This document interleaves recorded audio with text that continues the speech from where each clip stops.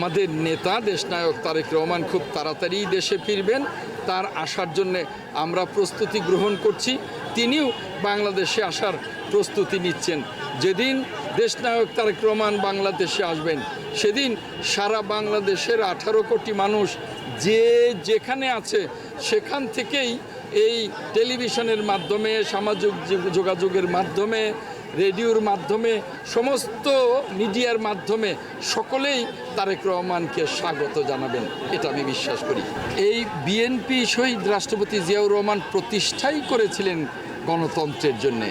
BNP শহীদ রাষ্ট্রপতি জিয়াউর রহমান প্রতিষ্ঠাই করেছিলেন দেশের সমৃদ্ধির জন্যে। বিএনপি শহীদ রাষ্ট্রপতি জিয়াউর রহমান প্রতিষ্ঠাই করেছিলেন দেশের গণতন্ত্রের সাথে মানবাধিকার এবং দেশের মানুষের অধিকার আদায়ের জন্যে। তাই আজকের এই দিনে বলতে চাই যে নির্বাচন গণতন্ত্রের সবচেয়ে বড় স্তম্ভ, মানবাধিকারের সবচেয়ে বড় স্তম্ভ, মানুষের অধিকার আদায়ের সবচেয়ে বড় স্তম্ভ।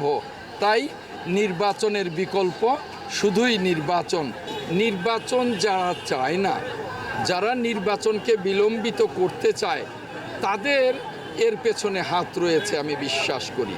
আমি মনে করি যে আমরা সকল রাজনৈতিক দল যদি নির্বাচনমুখী হয়ে যাই তাহলে সকলের সহযোগিতায় নির্বাচনকালীন সময়ে আইনশৃঙ্খলা বাহিনী শক্তিশালী ভূমিকা পালন